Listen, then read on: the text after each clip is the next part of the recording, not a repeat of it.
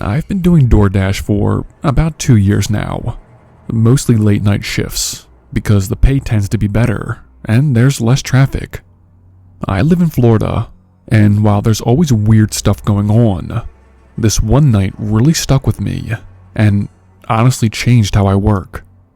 It was around 12:50 a.m. on a Friday night, almost 1 in the morning. I got a decent paying order from Wawa. Just a sandwich, a drink, and some chips.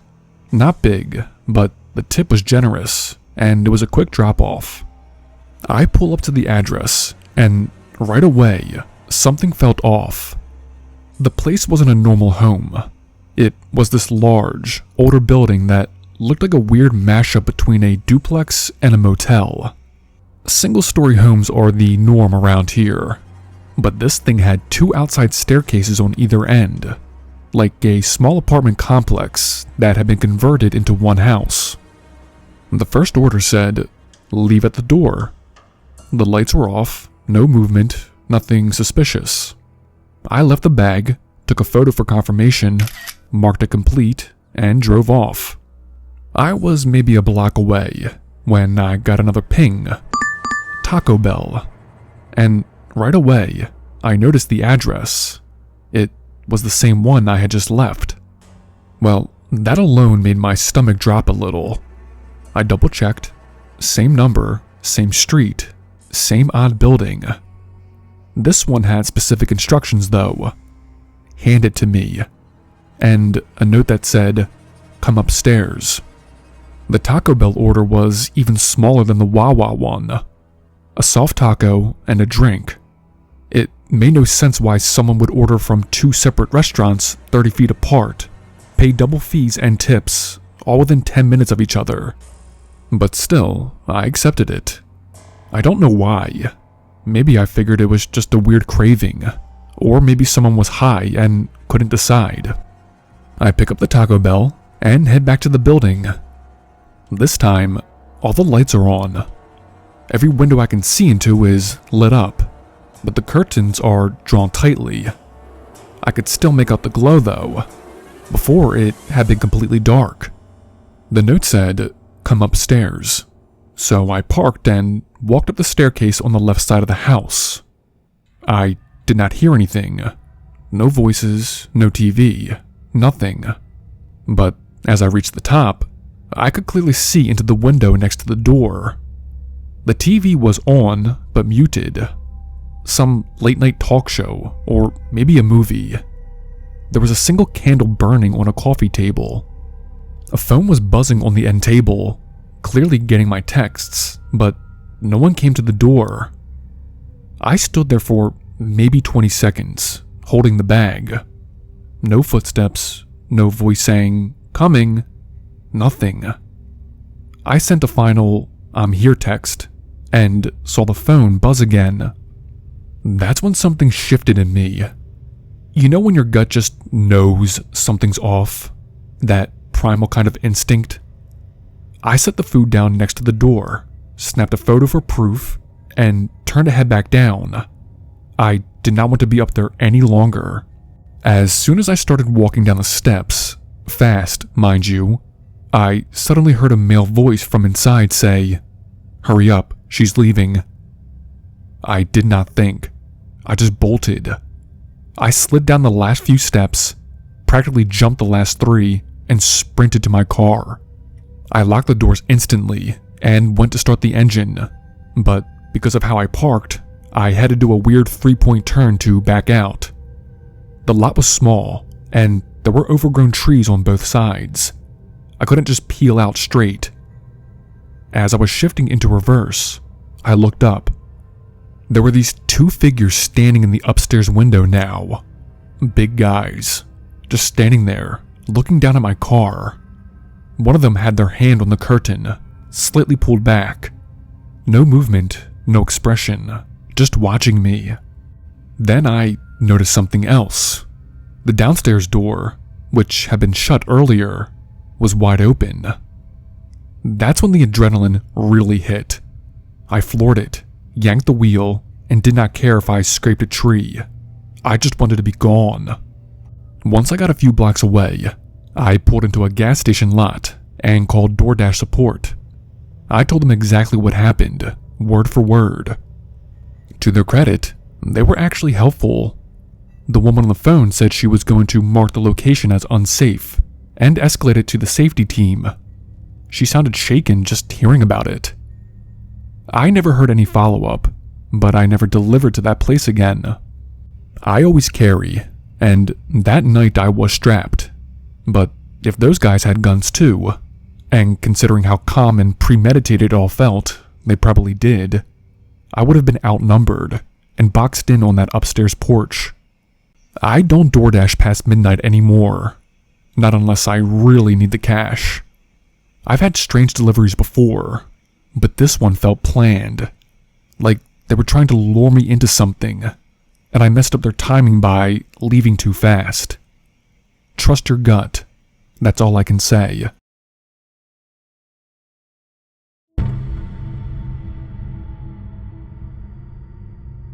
I used to work for a local pizza place in a small city in upstate New York. Nothing fancy, just your typical family-owned shop that made great pies and delivered to pretty much anywhere. Schools, factories, gas stations, even the local hospital. It was late fall, probably around 8:30 or 9 p.m. on a Thursday night, so it wasn't quite the weekend rush, but things were still pretty steady. I remember it had started to drizzle lightly when I got a delivery to the regional hospital. The note on the order said to come through the East Wing entrance, which I knew from past runs was mostly used for staff and after-hours deliveries. Now, it wasn't my first time delivering to the hospital, but this one felt a little off from the beginning. I pulled around to the back lot near the east entrance and grabbed the order, a single medium pepperoni and a 20-ounce Pepsi. I buzzed the side door, which usually needed someone to let you in. This time, though, it clicked open on its own after a second. I walked into a long hallway that led to what looked like a nurse's station or a check-in area. There wasn't anyone at the desk, which wasn't totally unusual. Sometimes they were just helping someone in a room nearby. The desk had a small sign that said, East Recovery, check-in, and behind it were maybe 5 or 6 patient rooms. Every one of them had doors cracked open slightly. I'd figured I'd just wait at the desk until someone came by, so I stood there holding the pizza box.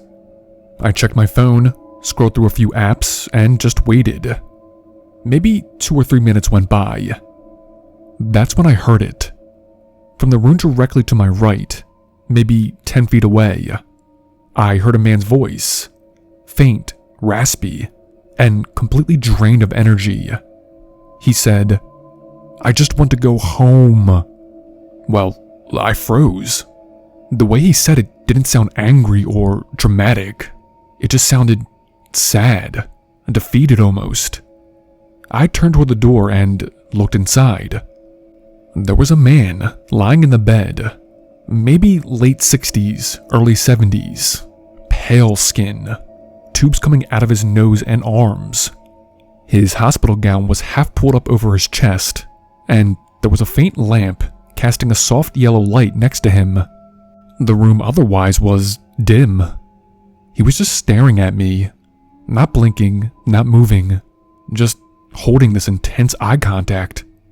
I did not say anything. I just looked at him, and after maybe 2 seconds, I looked away. I was already uncomfortable enough just to begin in that part of the hospital alone. Right then, I heard someone come up behind me. It was a nurse, a younger guy, probably in his 20s. He had a badge and hospital scrubs on, and apologized for keeping me waiting. I handed over the pizza, he signed the slip, and that was that. As I turned to leave, I glanced back at the man in the bed again. Except the room was empty. Not like, oh, maybe he turned away and I just didn't notice him.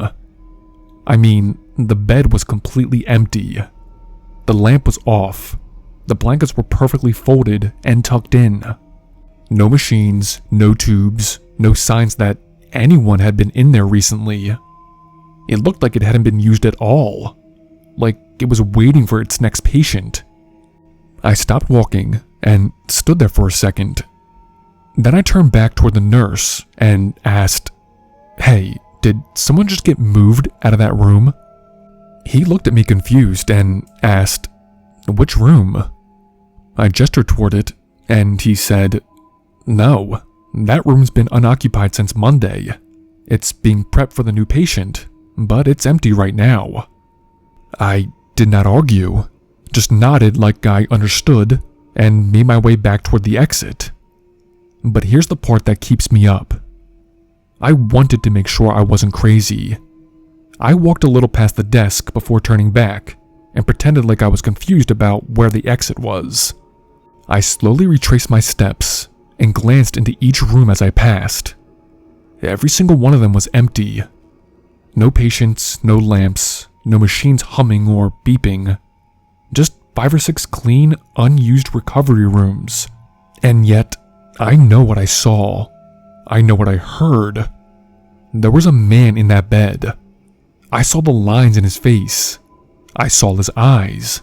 I heard his voice, clear as day, asking to go home. I wasn't tired. I wasn't on anything. I'd done hundreds of deliveries just like that one, and never once did I imagine or hallucinate anything. I never mentioned it to the nurse. I did not want to sound crazy. I just walked out to my car, sat there for a second, then drove off into the rain. The whole drive back to the shop, I kept thinking I should have taken a picture or a video, something, but I didn't. This happened 3 years ago. I've only been back to that hospital maybe twice since then, and I always make sure I go through the main entrance now. I still deliver food sometimes, but I never seen anything like that again, and I hope I never do.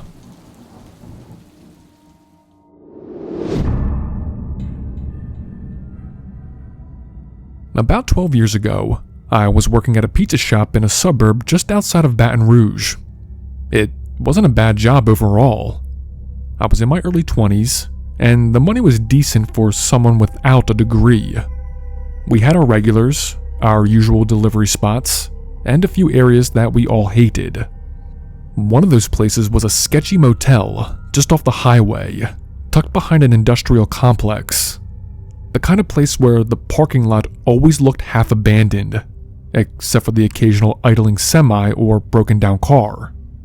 The clientele was mostly truckers, druggies, and what I'm guessing were sex workers.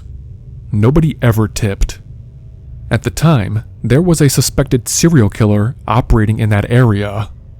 The media wasn't calling it that yet, but a few women had turned up dead over the last couple of months, all in a 10-mile radius from our shop. They weren't connected publicly, but we all had our theories. One of the girls had last been seen at a gas station down the street from us. Another was found behind a dumpster a couple of blocks from one of our delivery routes. It became a running joke between us drivers that one of us might be the serial killer, especially since the drop points were right in our backyard. And yes, I know it was just morbid humor, but I'd be lying if I said it didn't mess with my head when I was out late. One Friday night, around 11 p.m., I pulled the short straw and had to take an order to that motel. Everyone hated going there, especially after dark, but someone had to do it. The order was for 2 large pizzas, prepaid with a tip included of $20. That immediately struck me as weird. Like I said, no one ever tipped from that place, and $20 was more than generous. So I pulled into the lot and parked a few spaces away from the room number on the ticket. The place was dead quiet. No lights on in any of the rooms except the one I was heading to, room 212.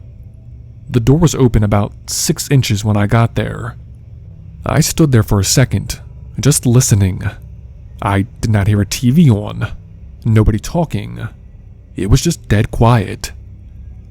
I knocked lightly on the doorframe and said, "Hello, pizza delivery."